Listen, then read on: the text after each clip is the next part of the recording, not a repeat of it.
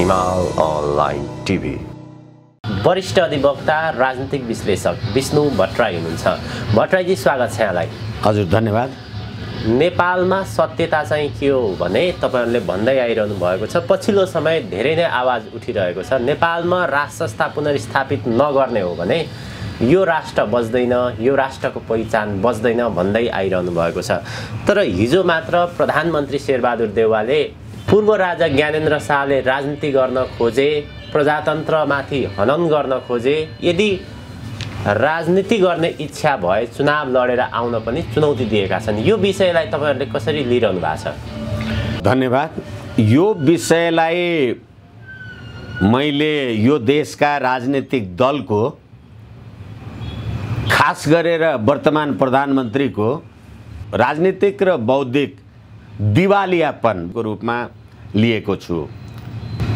नेपाली कांग्रेसको मूर्धन्य व्यक्तित्व, उहाँहरूले मान्नुभएको आदर्श पुरुष गणेशमानजीको 107औं जन्मोत्सवको जन्म जयन्तीको शुभ अवसरमा प्रधानमन्त्री शेरबहादुर देउवाले गणेशमानजीको अपमान गरेर हिँड्नुभयो। बीपी कोइराला, कृष्ण प्रसाद भट्टराई, गणेशमान सिंहहरू सधैँभरि संवैधानिक राज संस्था र प्रजातन्त्रको पक्षमा हुनुहुन्थ्यो। त्यही गणेशमानको जन्मदिवसमा, जन्म जयन्तीको कार्यक्रममा तपाईले राज संस्थाको निन्दा गर्नुभयो भने तपाईले गणेशमानको इज्जत गर्नुभयो? के बुझ्छ नि कांग्रेस? अनि त्यो कुरालाई ताली पड्काउने मान्छेहरू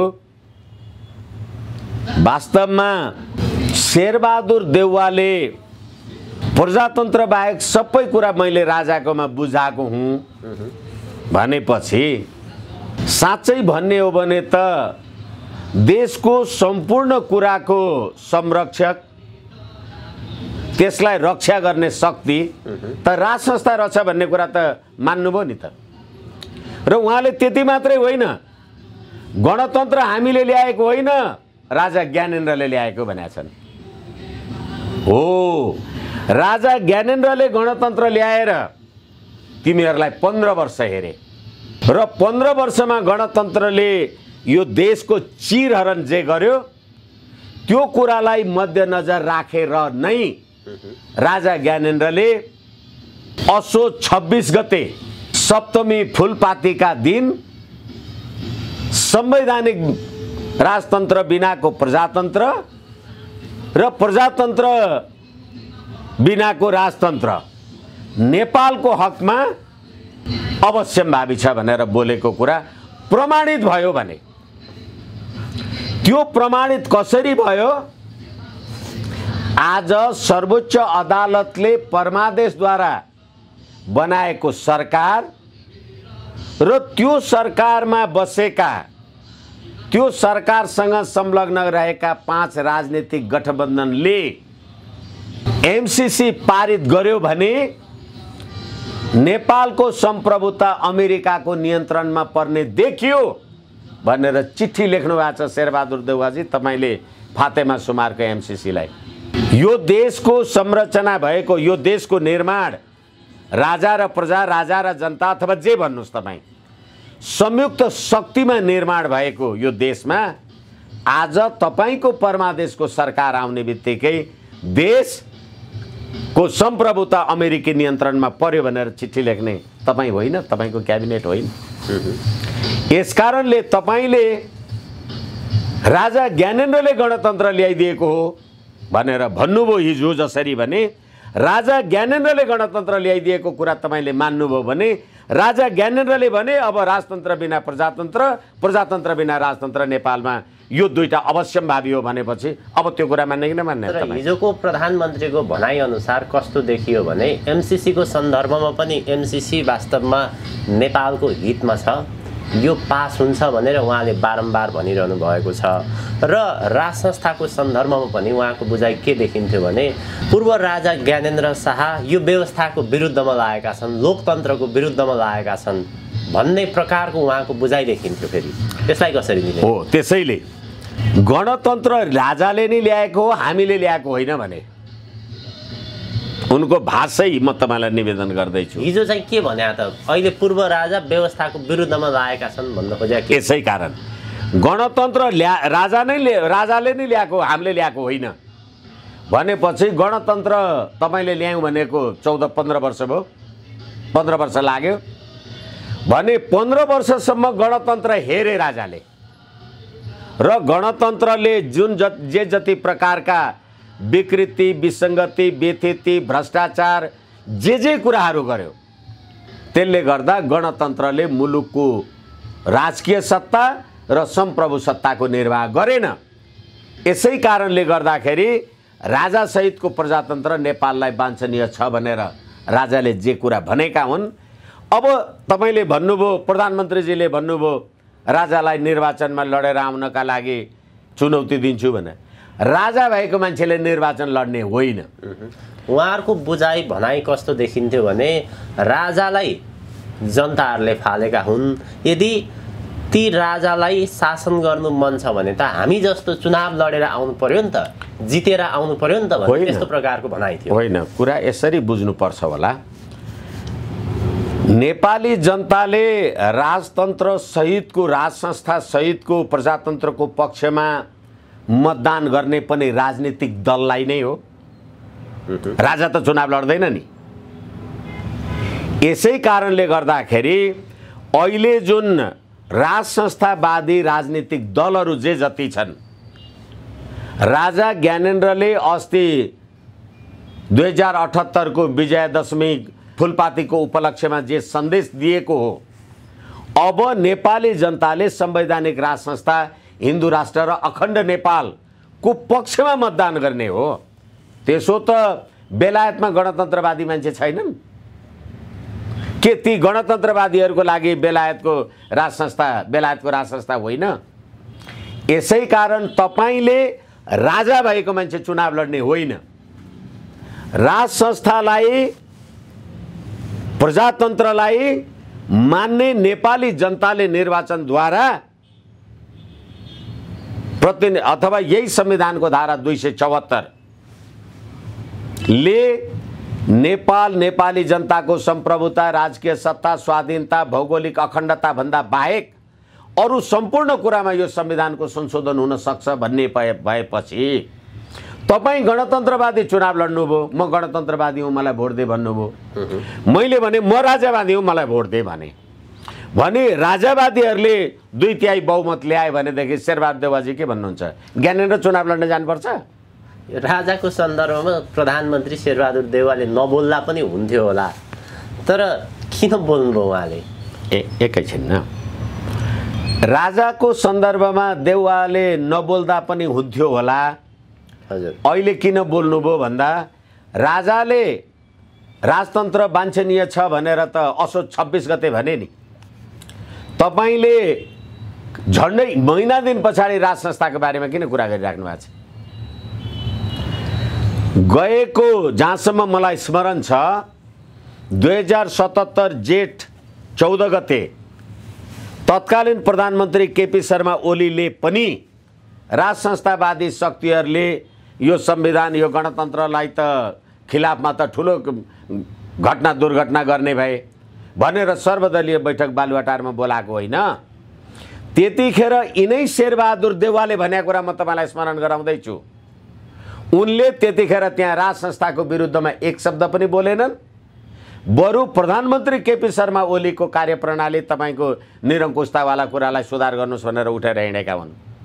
भने हिजो यो देशमा संवैधानिक राज संस्था हुँदा र तपाईँहरूको राज्य, तपाईँहरूले जुन गणतन्त्र त हामीले ल्याएको होइनौँ भनेर त प्रधानमन्त्रीजी आफैले भन्नुभयो भने गणतन्त्रको जिम्मेवारी प्रधानमन्त्री नै आफू लिनुहुन्न भने राज संस्था नेपालको लागि अपरिहार्य रहेछ भन्ने त फेरि पनि प्रमाणित भयो नि। तपाईँ प्रधानमन्त्री भएर गणतन्त्र मैले ल्याएको हो त भन्न सक्नु भएन नि। तपाईँले गणतन्त्र राजाले नै ल्याएको हो भनेपछि त तपाईँले राजाले भनेको मानेर गणतन्त्रमा जानुभएको छ। अब राजाले भने कि राजतन्त्र आवश्यक छ नेपालमा भन्ने कुरा राजाले भने अब तपाईँ संवैधानिक राज संस्थाभन्दा बाहेक अन्त जाने तपाईँ के बाटो छ? होइन अब नबोलेको भए हुन्थ्यो, बोलेको भए हुन्थ्यो, कोनिकै भएको भए। तपाईँले सम्पूर्ण तपाईँको अकर्मण्यता, अध्यक्षता, तपाईँले ग्लासगो सम्मेलनमा व्यक्त गर्नुभएको कुरा, तपाईँले एमसीसीको बारेमा प्रचण्ड र तपाईँको परस्पर आएको विवादास्पद अभिव्यक्ति, त्यसले राष्ट्रिय एकता अखण्डतामा प्रतिकूल असर पर्छ भनेर नेपाली जनताले सडकमा लगाएका नाराहरू, तिनीहरूलाई सम्बोधन गर्न सक्नुभयो तपाईँले? सक्नु भएन। र तपाईँ राजालाई चुनौती दिनुहुन्छ चुनाव लडेर आउन। म हिमाल अनलाइन टेलिभिजन मार्फत चुनौती दिन्छु नेपाली काङ्ग्रेसलाई। तपाईँले हिजो बनाएको, तपाईँले राजेले ल्याएको गणतन्त्र रहेछ, त्यसमा 275 को पार्लियामेन्टमा जम्मा 63 जना चुनाव जितेर आएको तपाईँ कुन लोकप्रिय प्रधानमन्त्री हो? तपाईँलाई चोलेन्द्र शमशेरले प्रधानमन्त्री बनाइदिएको होइन, गफ गर्नुहुन्छ, नेपाली जनताले बनाएको प्रधानमन्त्री हो। तर राज संस्था भनेको त गोर्खाका राजा पृथ्वीनारायण शाहदेखि, गोर्खाका राजा राम शाहदेखि राजा र जनताको प्रयासले यो देश बनेको हो भनेदेखि आज तपाईँ भन्दै हुनुहुन्छ गणतन्त्र मैले ल्याएको होइन भनेपछि कसले ल्याएर छ त गणतन्त्र? गणतन्त्र पनि राजाले नै ल्याइदिएको हो। हजुर, मैले गणतन्त्र ल्याइदिएर तपाईँले मान्नुभयो भने अब मैले भने गणतन्त्र हुँदैन, मान्नुहोस् न त।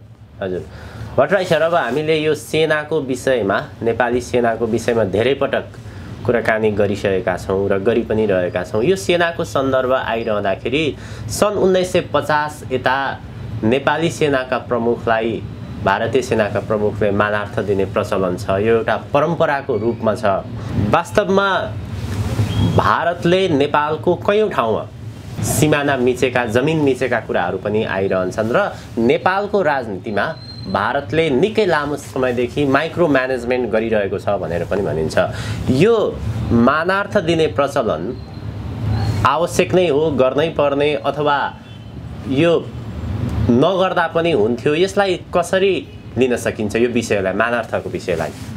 यसलाई हामी एउटा सभ्यता, संस्कृति, हाम्रो इतिहास, भूगोल, जसरी भारतमा सिपाही विद्रोह लगायतका गतिविधि हुँदाखेरि जङ्गबहादुरहरूले जे जस्तो साथ सङ्गत गरे, अहिले पनि नेपाली जवानहरू भारतीय गोर्खा सैन्यमा भर्ती भएर भारतको सम्प्रभुता सुरक्षा गर्नमा तल्लीन छन् र गरिराखेका छन्। त्यसलाई एउटा सद्भावको रूपमा, सहकार्यको रूपमा लिँदाखेरि एउटा राष्ट्र र अर्को राष्ट्रको सम्प्रभुता, अखण्डतालाई सम्मान गर्ने अर्थमा लिँदाखेरि यो अत्यन्त उत्कृष्ट कुरा हो र यो झगडै गर्नुपर्छ भन्ने विषय होइन। तर फेरि पनि यिनै अहिलेका गणतन्त्रवादीहरूसँगको कुरा आउँछ। लिपुलेक, लिम्पियाधुरा र कालापानी नेपालले आफ्नो नक्सामा समावेश गरेर, आफ्नो अनुसूचीमा समावेश गरेर नक्सा निकाल्दा यिनै भारतका प्रधान सेनापति मुकुन्द नरवणेले कसैको उक्साहटमा नेपालले यो नक्सा जारी गर्यो भनेको होइन। उनको लक्षण थियो, चिन्तिर लक्षित थियो भने अहिले नेपालमा जनगणना हुन लागिराखेको छ। भारतसँगको कूटनीतिक पहल बिना लिपुलेक, लिम्पियाधुरा र कालापानीमा जनगणना हुन सक्ने कि नसक्ने भन्ने प्रश्न आइराखेको छ। यस्तो खालको यदि सैन्य स्तरमा नेपाल र भारतका प्रधान सेनापतिहरू एकअर्काको लागि सम्मानार्थ, मानार्थ प्रधान सेनापति हुन्छन् भनेदेखि यो जे जति प्रकारको अहिले सीमा लगायतका समस्याहरूको, माइक्रो म्यानेजमेन्ट लगायतका समस्याहरूको बारेमा हामीले कुरा गरिराखेका छौँ, यसको सम्पूर्ण दोष यो देशको राजनीतिक प्रणालीलाई जान्छ। त्यसमा सेनाको केही भूमिका हुँदैन? म निवेदन गरौँला। किनभनेदेखि तपाईँले मेरो देशको राज्य व्यवस्था के हुन्छ भनेर दिल्लीमा गएर 12 बुँदे समझदारी गर्नुभयो। नेपाली सेनालाई त्यो विषय थाहा छैन। नेपाली सेनालाई त्यो सम्पूर्ण कुरा विषय थाहा छ। तर के हो भनेदेखि त्यसो त पछिल्लो पटक हामीले धेरैचोटि कुरा गरिसकेका छौँ। यो देशको सेनालाई लकीरका फकीर भनेर यही देशको रक्षा मन्त्रीले सेनालाई लकीरका फकीर भन्यो। यो देशको सेना त्यही लकीरका फकीर भन्नेलाई सलाम गर्छ। तर यो परिस्थिति कहाँबाट आयो? यो सम्पूर्ण नेपालका राजनीतिक दलहरूको विदेशी लम्पसारवादबाट यो कुरा प्रमाणित भयो। यसै कारणले गर्दा नेपाल राष्ट्रको राष्ट्रिय एकता, अखण्डता, स्वाधीनता, सम्प्रभु सत्ताको जिम्मा लिएर बसेको नेपाली सेनाले यसबारेमा पुनर्विचार गर्ने, स्वाधीनता सम्प्रभुताको बारेमा विचार गर्ने, त्यो जिम्मेवारीबाट सेना अलग हुन मिल्दैन। जतिखेर पहिलो पटक मुकुन्द नरवणे यहाँ आउनु भएको थियो कोरोना महामारीको टाइममा, त्यतिखेर देउता मन्दिर आदि इत्यादि दर्शन गर्ने ओर्ने काम कारबाहीको बारेमा पनि जे जति विवादहरू भएका थिए, तर के भने मुकुन्द नरवणेलाई त सबै ढोका खुला थियो। उहाँहरूले जाँदा जाँदै के भन्नुभयो भने दुई देश बीचको कटुतालाई सैन्य कूटनीतिबाट पनि समाधान गर्न सकिन्छ भनेर जे उहाँहरूले भनेर जानुभएको थियो। तर आज नेपाली सेनामा त्यस प्रकारको नेपाली जनताको अपेक्षालाई, नेपाली जनताको चाहनालाई सम्बोधन गरेको चाहिँ देखिएन, तर गर्नुपर्छ भन्ने कुरा चाहिँ नेपाली जनताको आवाज हो। अब अहिले हामीले नेपालको राजनीतिको कुराकानी गरिरहँदाखेरि राजनीतिमा कस्ता प्रकारका घटनाक्रमहरू देखिएका छन् त्यो जगजाहेर नै छ, सर्वविदितै छ र यो विषयमा हामीले कुराकानी पनि गरिरहेका छौँ। पछिल्लो केही दिन यता अदालतको विषय अझ बढी लिएर आएको छ। अहिले हामीले कुराकानी गरिरहँदाखेरि नेपाल बार एसोसिएसनमा नारा लागिरहेको छ। के भनिन्छ भने न्यायालयभित्र जस्तो प्रकारको समस्या देखियो, प्रधान न्यायाधीश चोलेन्द्र शमशेर राणा असक्षम प्रधान न्यायाधीशको रूपमा स्थापित भएर यो सम्पूर्ण समस्या आउनुको कारण प्रधान न्यायाधीश चोलेन्द्र शमशेर जबरा एक्लो हो। त्यसकारणले यो समस्याको समाधानका लागि प्रधान न्यायाधीश चोलेन्द्र शमशेर जबराले राजीनामा दिएर निकास दिनुपर्छ भनेर नारा लागिरहेको छ। सम्पूर्ण कानुन व्यवसायहरू प्रधान न्यायाधीशको विरुद्धमा उभिएका छन्, तर प्रधान न्यायाधीश जबराले म राजीनामा दिन्न, म संवैधानिक प्रक्रिया अन्तर्गत आएको हुँ, कानुन अन्तर्गत आएको हुँ, जानै पर्ने भए त्यसरी नै जान्छु, त्यसरी नै बिदा हुन्छु भनेर उहाँले भनिरहनु भएको छ। र आजै उहाँले 177वटा मुद्दाको पेशी पनि तोक्नु भएको छ। अधिकांश चाहिँ बन्दी प्रत्यक्षीकरण बाहेकका मुद्दाहरू छन्। अब यो सर्वोच्चको लफडा विवादले कस्तो प्रकारको रूप लिएला, कसरी अगाडि बढ्ला यो? धन्यवाद। पहिलो कुरा त म तपाईले राख्नु भएको जिज्ञासामा केही असहमति राख्ने अनुमति चाहन्छु। सम्पूर्ण कानुन व्यवसायीहरू अहिले यो नेपाल बार एसोसिएसन अथवा उहाँहरूले जुन सम्पूर्ण कानुन व्यवसायीहरूको ठेक्का आफैले लिएवाको जस्तो कुरा गरिराख्नु भएको छ, त्यसमा त के देखिन्छ भने पूर्व प्रधान न्यायाधीशहरू कानुन व्यवसायीहरू प्राय चाहिँ प्रधान न्यायाधीश राणाको विरुद्धमै जस्तो देखिन्छ नि। यो भन्यो भने धेरै आक्रोशपूर्ण अभिव्यक्ति हुन सक्छ। त्यसैले म निवेदन गर्दैछु नेपाल बारको कुरा गरौँ। हामीले अथवा यो संविधानले अथवा यिनीहरूको संविधानले नेपाल बार एसोसिएसनवालाहरूको अहिले उनीहरूले जे भनिराखेका छन् त्यो संविधानमा न्याय परिषदको व्यवस्था छ। त्यो न्याय परिषदले न्यायाधीशहरूको नियुक्ति, सरुवा पडुवा, नेकी बदी आदिको काम कारबाही गर्छ। त्यो न्याय परिषदमा नेपाल बार एसोसिएसनको प्रतिनिधि हुन्छ। अहिले मलाई जहाँसम्म लाग्छ वरिष्ठ अधिवक्ता रामप्रसाद श्रेष्ठ भन्ने कानुन व्यवसायी न्याय परिषदको सदस्य हुनुहुन्छ। अनि न्याय परिषदको काम कर्तव्य र अधिकार के हुन्छ? न्यायाधीशहरूको नेकी बदी आदि इत्यादि काम कारबाही रेकर्ड दुनियाँभर सारा कुरा गर्ने। अब न्यायाधीशहरू भ्रष्ट भयो भने त्यो नेपाल बार एसोसिएसनको जिम्मेवारी छ कि छैन? तपाईँ न्याय परिषदमा बसेर न्यायाधीश नियुक्ति गरे हो कि होइन? अब फेरि अर्को कुरा सुन्नुहोस्, तपाईँ नेपाल बार एसोसिएसनमा बसेर विधिको शासनको कुरा गर्नुहुन्छ कि सडकको शासनको कुरा गर्दै हुनुहुन्छ? विधिको शासनको कुरा गर्ने हो भने प्रधान न्यायाधीश नियुक्ति हुने र बर्खास्त हुने आफ्नै विधि पद्धति प्रक्रिया र प्रणालीहरू छन्। त्यो विधि पद्धति र प्रक्रिया र प्रणालीमा जाँदा त्यो विधिको शासनको पालना भयो कि उल्लङ्घन भयो? र अहिले नेपाल बार भन्नुस् अथवा सर्वोच्च अदालतका अरू न्यायाधीशहरू भन्नुस्, उनीहरू विधि पद्धति प्रक्रिया र प्रणालीमा गए। अब फेरि अर्को कुरा, तपाईले पूर्व न्यायाधीशहरूको कुरा गर्नुभयो। हरिकृष्ण कार्कीको संयोजकत्वमा चोलेन्द्र शमशेर जबराले अदालतमा हुने बिचौलिया, भ्रष्टाचार, बेथिति आदि इत्यादिको बारेमा रिपोर्ट आदि गर्नको लागि कमिटी बनाउनु भयो। भनेपछि अदालतमा हुने बेथिति, भ्रष्टाचार, बिचौलियावाला कुराको लागि तपाईले कमिटी बनाउनु भयो र म त्यो कमिटीमा बसेँ भने त्यो कमिटीमा बार एसोसिएसनको प्रतिनिधि पनि छ र सबैले के भने अदालतमा भ्रष्टाचार छ। अदालतमा भ्रष्टाचार नभई त कमिटी बनेन, रहेछ तब नै छानबिनको कमिटी बनाउनु भयो। को भ्रष्ट छन् त भन्नुस् त?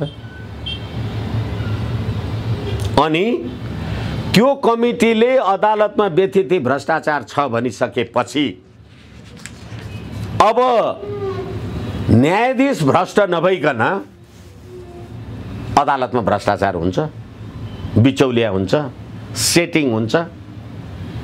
अनि त्यो न्यायाधीश नियुक्ति गर्ने नेपाल बार एसोसिएसन समेतको प्रतिनिधि होइन। तपाईले कस्तो न्यायाधीश पठाउनु भएको छ त? त्यसको जिम्मेवारी नेपाल बार एसोसिएसनले नलिने? अब पूर्व न्यायाधीशको कुरा गर्नुहुन्छ तपाईँ। चोलेन्द्र शमशेर जबरा प्रधान न्यायाधीश भएपछि मात्रै अदालतमा बेथिति भएको हो। हिजो तपाईँ हुँदा के भएको थियो?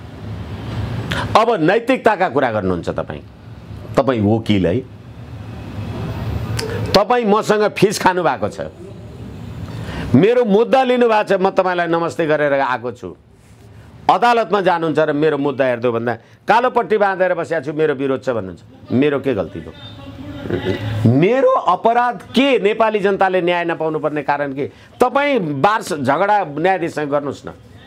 मैले न्याय नपाउनु पर्ने कारण के? वकिलको नैतिकता।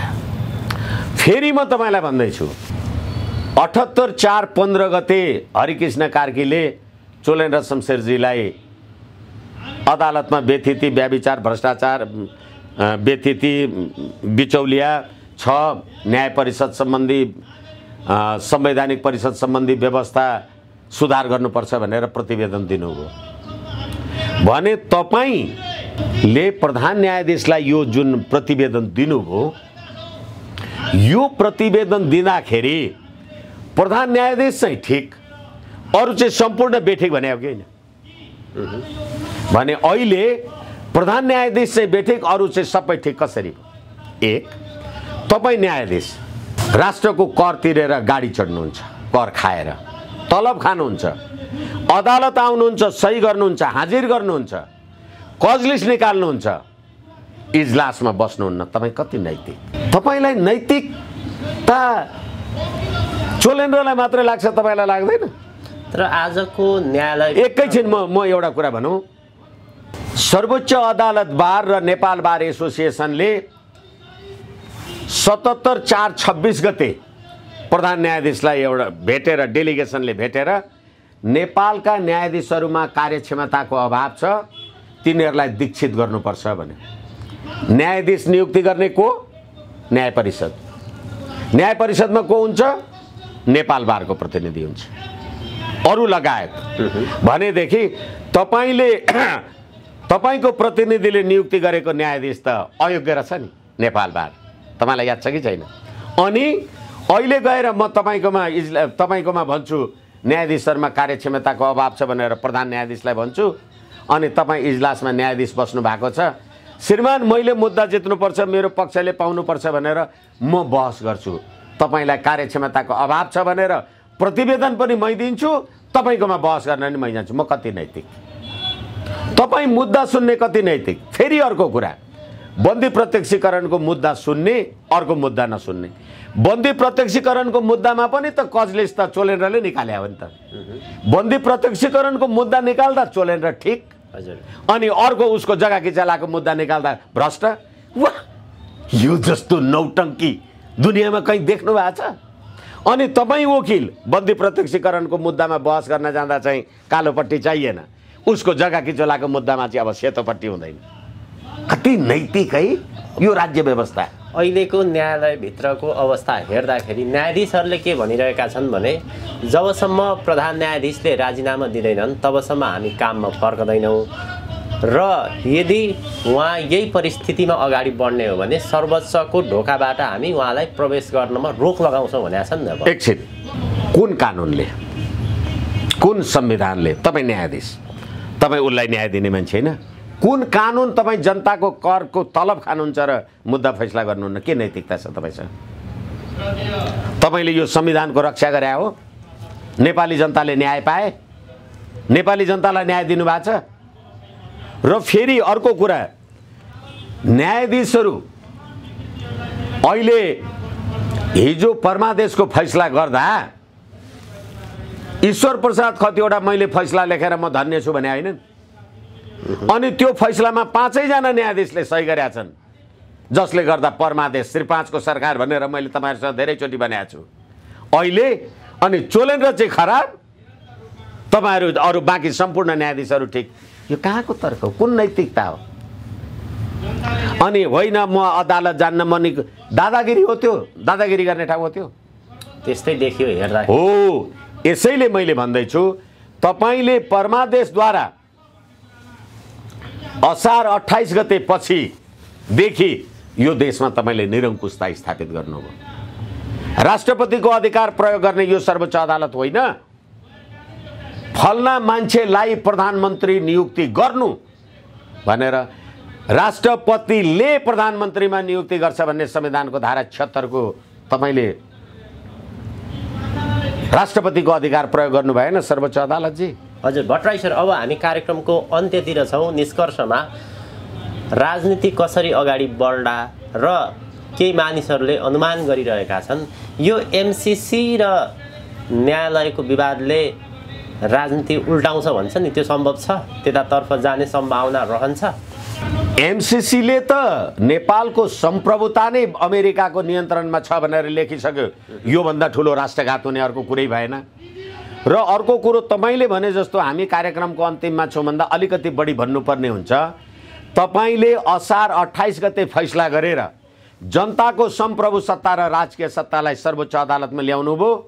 पार्लियामेन्टको काम सर्वोच्चले गर्दैछ। म हिमाल अनलाइनलाई भन्दैछु, शेरबहादुर देउवा प्रतिनिधि सभाको बैठक बोलाउनुहुन्छ, केपी शर्मा ओलीजी प्रतिनिधि सभा अवरुद्ध गर्नुहुन्छ, ठिक चोलेन्द्र शमशेर जबरा कजलिस निकाल्नुहुन्छ अनि अरू न्यायाधीशहरू त्यो बेन्च बहिष्कार गर्छन् भनेपछि तपाईँले सर्वोच्च अदालत पार्लियामेन्ट बनायो? खोइ नेपाली जनताको राजकीय सत्ता र सम्प्रभु सत्ता। त्यसैले असार 28 गतेदेखि प्रादुर्भाव भएको यो निरङ्कुशताको अन्त्यको लागि जनता सडकमा आएर यो राज्य व्यवस्था उल्टाउनुको विकल्प छैन र त्यसको विकल्प भनेको संवैधानिक राज संस्था, अखण्ड नेपाल र हिन्दू राष्ट्र नै हो। हस्, अत्यन्त धेरै धन्यवाद यहाँलाई यहाँको महत्त्वपूर्ण समय र विचारको लागि। धन्यवाद, नमस्कार।